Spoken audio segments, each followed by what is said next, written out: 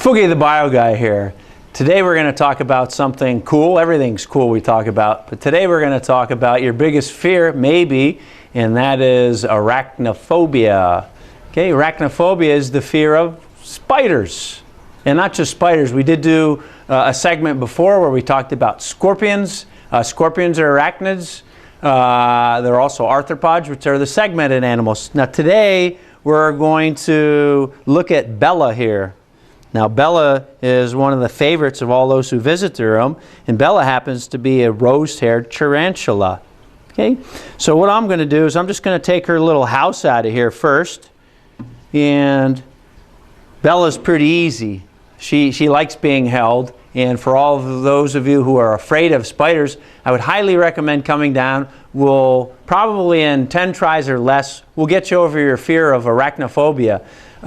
She's actually easier to hold than a lot of little spiders. Little spiders have lots of energy, kind of like wrestlers, you know. The big wrestlers, you know, they're a little slower, but the little ones are really fast. Well, she's like one of those big heavyweight wrestlers, and we're just going to coax her up on my hand here, and I can hear everybody screaming in the audience already. But Bella is absolutely harmless.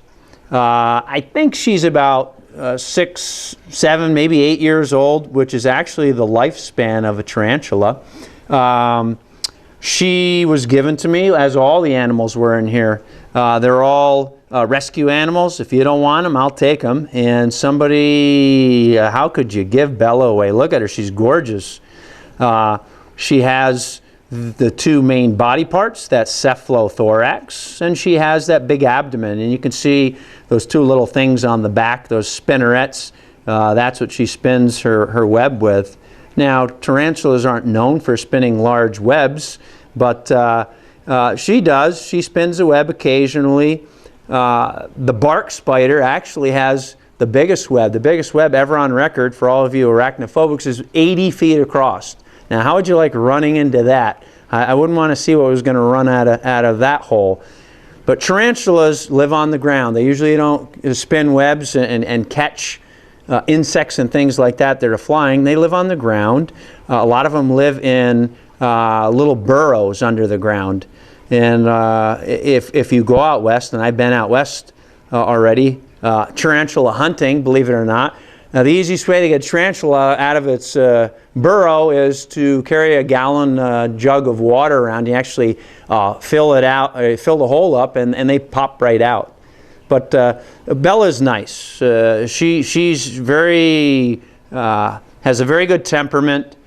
She knows, you know, how far she can walk on your hand and before she's going to fall off, and she just kind of chills out, like you guys would say it. Not very active. The kids have been holding her every day for years and years now, and she's totally used to this. We feed her crickets. She lives on a cricket diet. You don't really see her eating the crickets a lot, but she must do a lot of eating at night when we're not here. But I think Bella has a face a mother could only love. Anyway, one of the reasons why students get a little weirded out when they hold her the first time, they have little hooks on the ends of of each leg.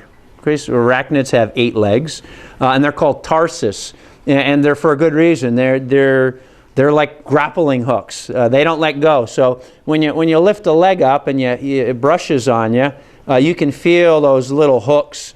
And people get weirded out, you know, they think she's clinging on and she's going to bite them and suck all the blood out of them, whatever. Anyway, how they eat, they do bite them, they do inject a venom. If she were to bite me right now, she would inject venom right into my hand. It would be no worse, this rose hair, would be no worse than getting stung by a hornet or a bee. But that venom, what it does, is it absolutely liquefies the inside of the animal, and then she sticks those long fangs back in and actually would suck all of that slurry, that nutrient slurry out.